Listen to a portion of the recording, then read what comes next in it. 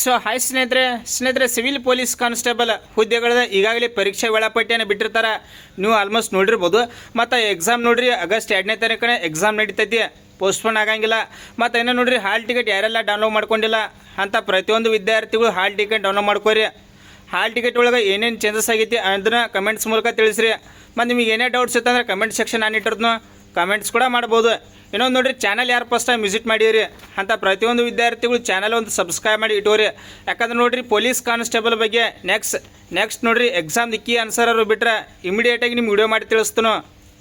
ಸ್ನೇಹಿತರೆ ನೋಡ್ಬೋದು, ನೋಟಿಸ್ ಯಾಕೆ ಬಂದೈತಿ ಅಂದರೆ ಇದು 29/7/2026 ನೋಟಿಸ್ ಬಂದೈತಿ. ಇದರೊಳಗೆ ಮೇನಾಗಿ ತಿಳಿಸ್ಕೊಡೋದಾದರೆ, ಪೊಲೀಸ್ ಇಲಾಖೆ ಸಿವಿಲ್ ಪೊಲೀಸ್ ಕಾನ್ಸ್ಟೇಬಲ್ ಹುದ್ದೆಗಳಿಗೆ ಅರ್ಜಿ ಸಲ್ಲಿಸಿರುವ ಅಭ್ಯರ್ಥಿಗಳಿಗೆ ನಿಗದಿಪಡಿಸಲಾದ ಸ್ಪರ್ಧಾತ್ಮಕ ಪರೀಕ್ಷಾ ವೇಳಾಪಟ್ಟಿಯ ಪರಿಷ್ಕೃತ ವೇಳಾಪಟ್ಟಿ.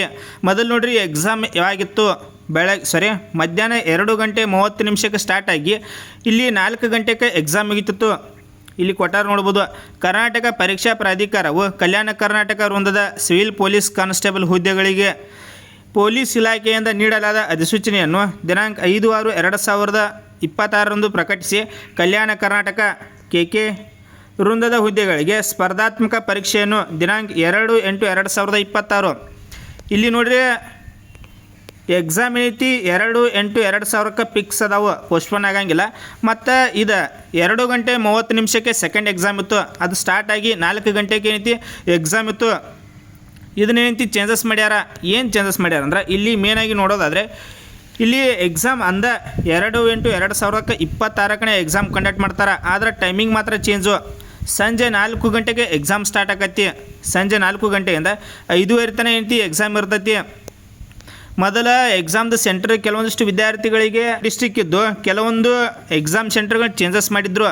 ಅವರಿಗೆ ಎಕ್ಸಾಮ್ ಸೆಂಟ್ರಿಗೆ ಹೋಗೋಕೆ ಟೈಮ್ ಸಿಗ್ತಾ ಇರಲಿಲ್ಲ. ಸೊ ಅದಕ್ಕಾಗಿ ನೋಡ್ರಿ ಅದನ್ನೇನೈತಿ ಟೈಮ್ ಮಾತ್ರ ಚೇಂಜ್ ಮಾಡಿರ್ತಾರೆ, ಎಕ್ಸಾಮ್ ಮಾತ್ರ ಅಂದ ಕಂಡಕ್ಟ್ ಮಾಡ್ತಾರೋ. ಇಲ್ಲಿ ಮಧ್ಯಾಹ್ನ ಐತದ 2:30 ಎಕ್ಸಾಮ್ ಇತ್ತು.